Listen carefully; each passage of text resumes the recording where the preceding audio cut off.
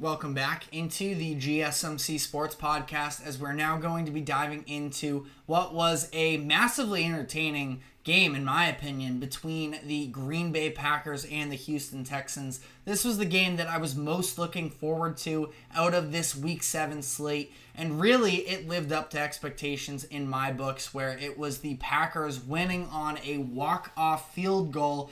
The kicking situation in general, too, considering that was really the number one issue for me with the Packers, was who is going to be their kicker. And Brandon McManus may be the answer. Still too early to tell, but he at least got that moment for himself in the biggest moment of the game. So diving into this one, I think we have to start with the Packers defense, because that has been one of the most underrated parts of this Green Bay success early on in the season. Jordan Love dealing with injury for weeks 2 and 3, I believe it was, and he was really able to, the Packers as a whole were able to stay afloat because of how good Green Bay's defense has been. And I understand a couple of those games against Malik Willis, it was against the Colts and the Titans, so not necessarily devastating, but they have been excellent performing all season long. And they held CJ Stroud yesterday to just 86 passing yards, the lowest mark of his career, 10 of 21, 86 yards. That's it. No touchdowns, no interceptions. And part of that definitely has to do with the fact that Nico Collins wasn't available for the Texans, but it's not like this was some sort of practice squad crew for the Texans. They have Joe Mixon back as well. They still have Stephon Diggs, Dalton Schultz, Tank Dell, and the Packers just found a way to shut them down entirely. And it's a combination of a couple of things. Number one, I know the advanced analytics don't necessarily back up the idea of the Packers having a great pass rush. We still do have to see it probably on a little bit more of a consistent basis. But I am a very big fan of this Packers front seven, where, Rashawn Gary sort of leads the charge for them in terms of putting the pressure on. And then you have a secondary behind them that is just stellar. You look at, obviously Xavier McKinney is having an unbelievable season. No interceptions in this game, but did get home for a sack. Ultimately was a force throughout. Him and Evan Williams, the rookie safety that they drafted out of Oregon, are a stellar duo in the secondary. And then Jair Alexander, when he plays, and he's been dealing with injuries these past couple seasons, but Jair Alexander is a dog. He wants all the smoke. You saw him and Stephon Diggs going at it throughout the course of the game. Alexander getting into it with really whoever he could, and he backs it up on the field, where you look at the receivers for Stephon Diggs, 5 receptions for just 23 yards. Certainly not what we were anticipating. Tank Dell, 0 catches on 4 targets. A massive difference maker. And Andre here in the comment section says,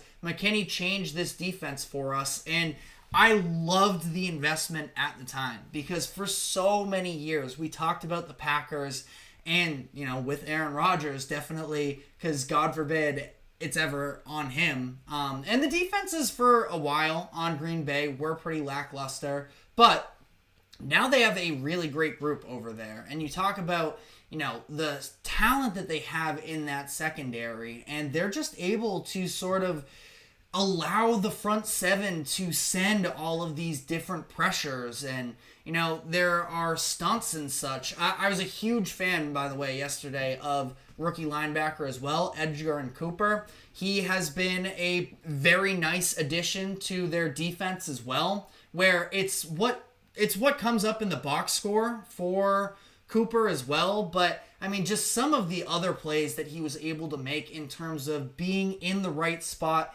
doing the stuff sort of outside of the box score. He was involved in a stunt that he basically just took out the center, crashed in from one side, took out the center, opened up Eric Wilson, for a free rush on CJ Stroud, getting home for a sack there. You have Cooper on the contain as well, being able to make plays. There was one play in particular in the fourth quarter where he just lit up Dalton Schultz from the outside shoulder to turn Joe Mixon back into traffic.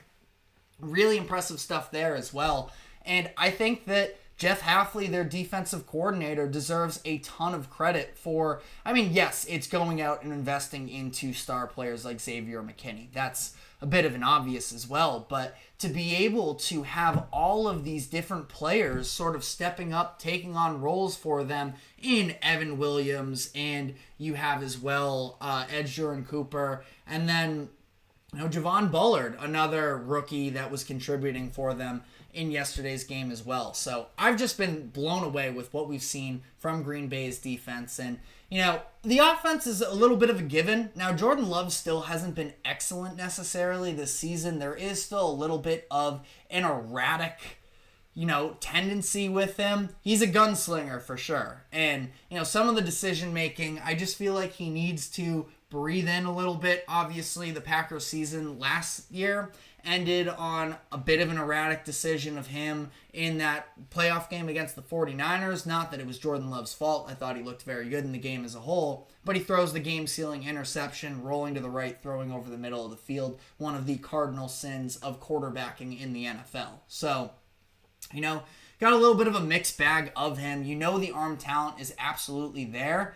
So maybe a little bit of an interception problem up to this point where he's at 8 interceptions, and I believe he's only played in 5 games. So would certainly like to see him settle down on that front. But, this offense as a whole, when it's clicking, is just so good. And now we have Romeo Doubs. I still would be so curious to know behind the scenes sort of what was going on there for that brief little hiccup there. But Dobbs has looked like a wide receiver one these past couple weeks, and that sort of goes back to Matt LaFleur's philosophy coming into the season where he thinks that they have multiple wide receiver ones, and Jaden Reed has certainly looked like a number one option for the Packers in stints this season. Romeo Doubs, like I just mentioned, having a big moment there. Sure, Dontavian Wicks has dealt with some drop problems throughout the course of the year, but an excellent throw and catch from him down that left sideline for a touchdown for the Packers, and I believe it was the second quarter there. So, I think this is such a complete, genuinely maybe the most complete Packers team, and I know no Aaron Rodgers. Aaron Rodgers obviously very much heightens the ceilings of Packers teams in the past, but I think on both sides of the ball, this is one of the most complete Packers rosters of my lifetime, at least. And, I grew up partially as a Packers fan as well. So I'm really excited about what they have been able to do up to this point in the season. And it's a very good Texans team they do it against. Now, again, no Nico Collins, so it's not the full 100% version of the Texans, but still a massively impressive performance in my opinion. Now, as for the Texans, this is not a game to necessarily be hanging your head at. You're down your number one wide receiver. You're still able to compete with a very good Packers team that I think, again, I'm sort of going out on this now. I think we'll see. We'll see. I have a couple days until my power rankings. Packers and Lions are going to be vying for that number one spot in the NFC. Haven't quite decided where I land there yet, but that's, top of the class, really, that the Texans were able to hang in there with. It's disappointing for sure. And Andre in the comment section here asking about Tank Dell and what's going on with him. He did drop a couple touchdowns yesterday. I don't know what the problem is. I still, dealing with injuries, I suppose, is maybe a part of it. But I think that, I don't know, they just looked a little bit out of whack yesterday. And to be fair, again, very impressive Packers secondary matching up against. Going to have to be sharper, and we still haven't seen this Texans team and this offense in particular fully clicking all at once, where Joe Mixon missed some time, and now it's Nico Collins that isn't available for them. Once they get everything all in order, I think that they are going to be one of the top contenders in the AFC. If not, they basically already are. I'm just saying, at 100%, there is a different level that the Texans are going to be able to hit. And Joe Mixon has been killing teams all year when he's been available. Maybe if you want to be down on the Packers about something, it's that they are bottom 6 in the NFL and yards per carry allowed for opposing running backs. So that part of it, not great necessarily. Mixon goes for 25 carries, 115 yards, and 2 touchdowns. That's a big one. But overall, Texans offense was not able to move the ball, which I think is more of a statement about the Packers defense than it is the Texans offense. Texans were able to get 16 out of their 22 points off of Green Bay turnovers, where it was a couple Love interceptions, a touchdown, and a field goal off of that. It was the fumbled punt, which was just a ridiculous play from the Packers. Don't need to break down special teams mistakes, but for Ballantyne, I think his name is, horrible mistake there that, set up Joe Mixon basically inside the 10-yard line for a rushing touchdown there. But, overall, and as Andre says, the Texans' offensive line non-existent, and that's been a little bit of an issue for them, where I definitely would not have expected that, knowing the type of experience and, talent that they have on that offensive line. It's been a bit of a mess from penalties early on in the year. Like we talked about yesterday, the Packers were putting pressure on CJ Stroud every drop back. And that's just not really what you're hoping for from one of the best teams in the NFL. And that's certainly something that they need to work on, especially considering the fact that that's their starting 5 right there. It's not that they are missing anybody. They just need to get better production out of the O-line. So, we'll see about that. Again, I do want to give credit to the Packers on the other side of this as well. I think that they sort of earned it again with some of the stunts. Again, Jeff Hafley, I'm a huge fan of him.